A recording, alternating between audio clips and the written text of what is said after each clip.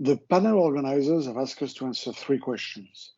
The first one is about the contributions of our community in the last decade.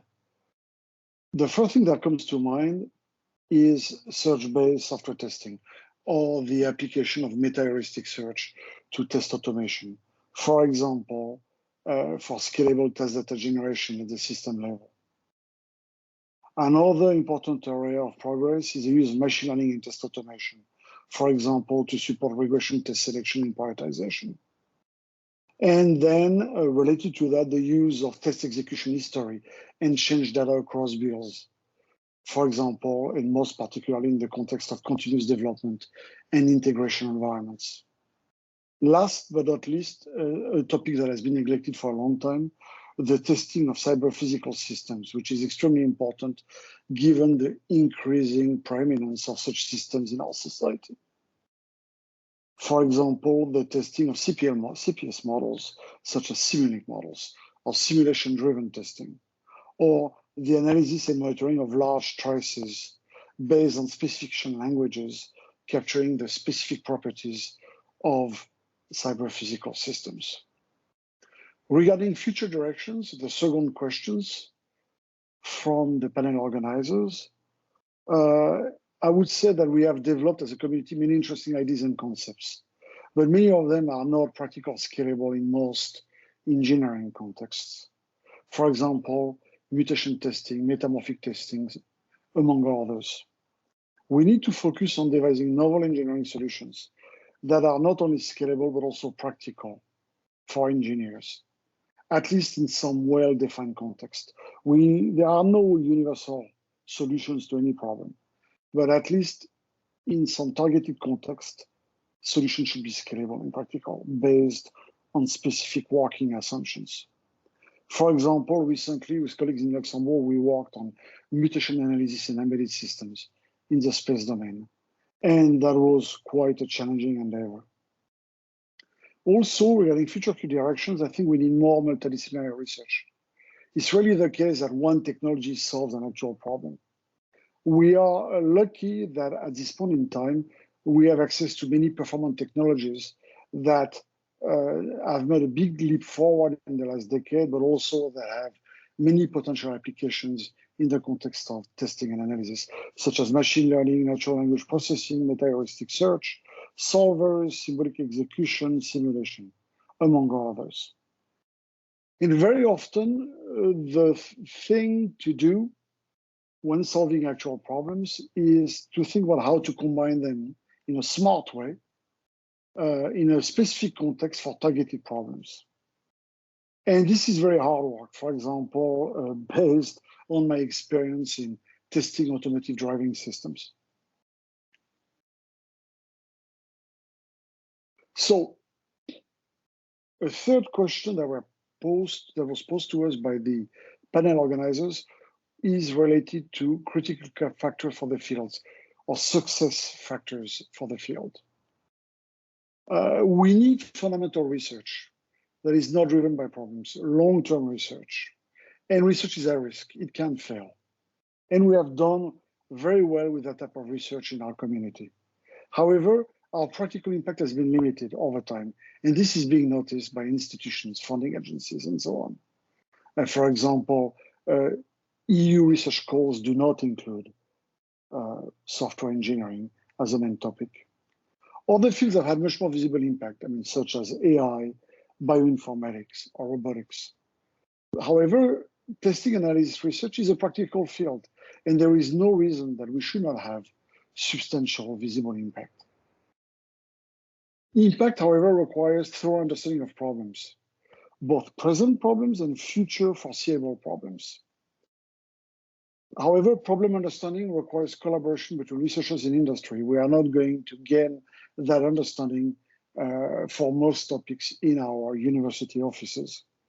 And such collaboration needs to be supported and encouraged by our community, also by academic institutions and funding agencies, which is already the case in a number of countries, such as Sweden, for example, and to a lesser extent, Canada.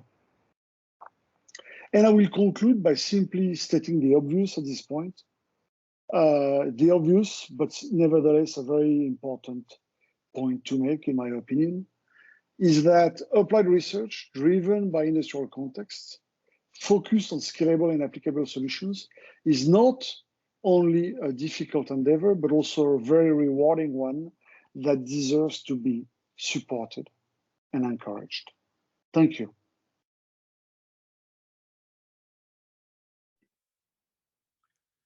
Hi, everyone. I'm Tevfik Bultan from University of California, Santa Barbara. It's great to be at the ISSTA 30th panel on the past and future of software testing and analysis. When I was invited to this panel, thanks to organizers for inviting me to this panel. I thought about the first ISSTA I attended, and that was, I realized it was a quarter century ago, and it was at San Diego in 1996. I presented a paper from my dissertation, and it was a great experience. So ISSTA has been one of my favorite conferences since. The questions for this panel that we received were, what are the notable contributions in the last decades in testing and analysis research? What are the future directions that you think the community should focus on? And what are the critical factors for the healthy development of the field when facing the competition from other fields, for example? So I will give a very personal view to this, and I will just focus on last decade. And there's an area that I thought was pretty, has a lot of potential and impactful area. So I will talk about that. And to talk about that, I'll go to ISSTA 2014 when I was introduced to this area. ISSTA 2014 was in San Diego, in Bay Area in San Jose. And there I talked to Willem Visser and Corina Pasareanu. And in particular, Willem told me about a paper he had in ISSTA 2012 on probabilistic symbolic execution. And I attended a paper presentation by Corina and co-authors on quantifying information leaks using reliability analysis. And these were on quantitative symbolic analysis. And this is the area that I think has been very impactful and has a lot of potential. So then I wasn't familiar with the quantitative symbolic analysis, but I have been working on symbolic analysis for a long time. And that goes back to logic computation connection. This is at the foundations of computing. Turing created the foundations of computing in 1930s, to solve a logic problem. And using logic to analyze computation goes back to 60s. And logic computation connection led to symbolic analysis of programs using SAT and SMT source for program analysis has been an active area for a long time. So symbolic analysis answers yes, no questions, and it's very effective for finding errors, property violations. Quantitative symbolic analysis is different. So it uses model counting, which basically counts the number of solutions to a formula.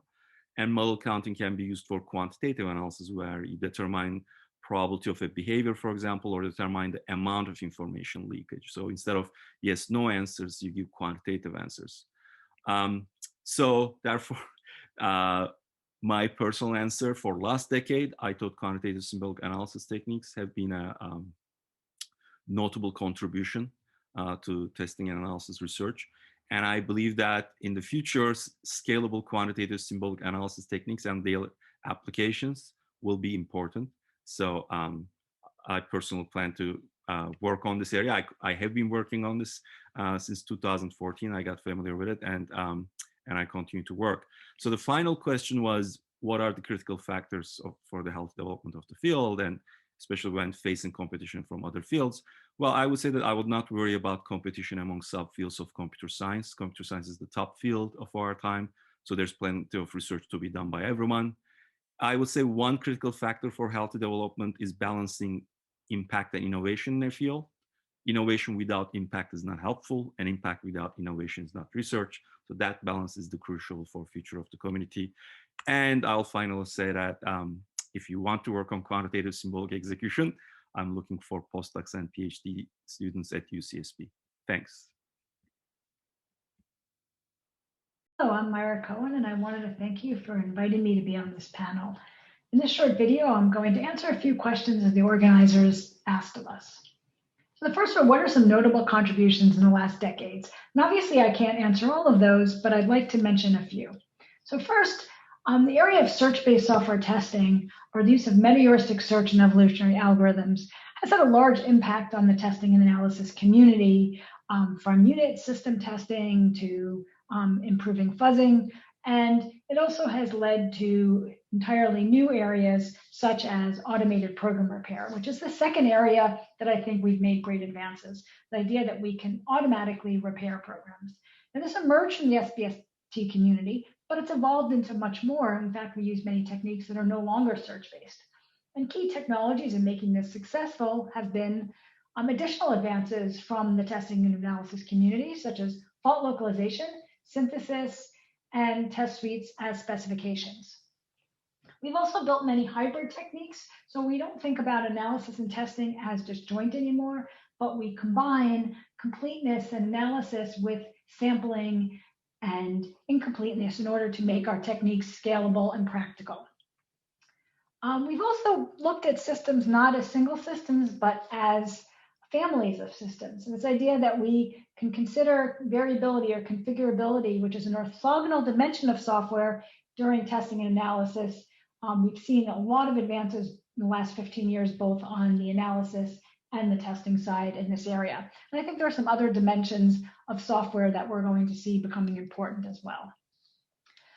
From a perspective of how we perform our studies, we've been doing a lot of large-scale experimentation, open source, industrial systems, and I think our community is becoming an exemplar because I think that our systems are getting in the industry much faster, that technology transfer time is dropping, and part of that is because we're developing a lot of tools and making those available to researchers as we go.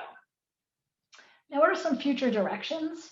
I think that flakiness has received a lot of attention recently, but I put it together with context because I think we're running our systems in cyber-physical environments. We're running them under lots of different conditions, and I think we're going to need to start embracing flakiness. And rather than thinking about a single analysis or a single run of a test case, we're going to start to have to think about multiple runs and how we consider those in our testing and analysis environment. Trust is going to be important, so the broader SE community is calling for transparency or explainability. So how do we produce techniques that are automated, but that which humans can trust? There are many non-traditional computing approaches today, such as quantum computing, and I think that we need to reach more into some of those areas and start providing techniques to make them reliable and robust. And I think we're going to see more and more interaction. We're already doing this, but with the scientific, cyber-physical community, robotics, data science, and AI communities, as well as others. So what are critical factors for the healthy development of our field? Well, I think we need to show impact. And I think we've been doing that, but we really need to show impact of how our techniques are improving software, improving quality of life. We need to address the trust issue.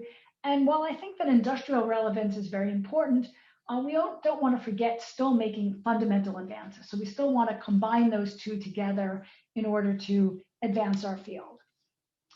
And last, we live in a very multidisciplinary world, so I think we need to work closely with other domain experts outside of software engineering, and there are many opportunities to apply our techniques there. Hello, my name is Corina Pasareanu. I'm a researcher with NASA Ames. I'm also affiliated with KBR and CMU Scilab. Thank you very much for inviting me to this panel. I was asked to answer 3 questions. The first one is about notable contributions in the last decades in testing and analysis research. And I list here some of these contributions. The first one is fuzzing, symbolic execution, and their combinations. You are probably all very familiar with symbolic and concolic execution, and there has been a lot of research in this area. CLE is a notable tool for symbolic execution. It was developed by Christy Kadar, the chair of ISSTA this year. Symbolic Pathfinder is another symbolic execution tool for Java analysis, and I have been involved with it closely for many years. Fuzzing has found a lot of success in the security and also in the software engineering communities. AFL is a notable tool from Google. Fuzz Factory is a notable tool from Kushik Sense Group. I'm also listing here Kalinchi, in which I was involved. But there are many, many other approaches that are relevant here, and I cannot list them all. Hybrid approaches aim to combine the strengths of symbolic execution and fuzzing and overcome their weaknesses. For instance, Badger and HiDiv are tools that perform such an analysis. Probabilistic program analysis is also a notable contribution in my opinion, and I have worked on combinations of symbolic execution and model counting to quantify the likelihood of different program events. With applications to security, for instance, we use such techniques to quantify information leakage for side channels. Statistical approaches are more scalable, and they also perform these different techniques for quantifying program events. Another notable contribution that is more recent is testing and verification for machine learning components, and I list here some of the tools that perform testing and analysis for neural networks, for instance, Deep Explore, Deep Gauge, Adapt, and also Reluplex and Marabou. A lot of very good research has been performed in automated program repair and also in program synthesis. The second question is about future directions that I think the community should focus on. And I list here some of the directions that are also of very much interest to me. One is testing and verification for machine learning components. There is a lot of work for neural networks, but also for decision tree learning and so on. Closely related is machine learning with formal guarantees, where, for instance, one can modify the learning procedures to enforce some safety requirements into the machine learning components. Another notable research direction is program synthesis for testing, and actually we have a recent paper at PLDI that uses program synthesis to generate programs for testing Rust libraries. Also, program repair with formal specifications is a promising future direction.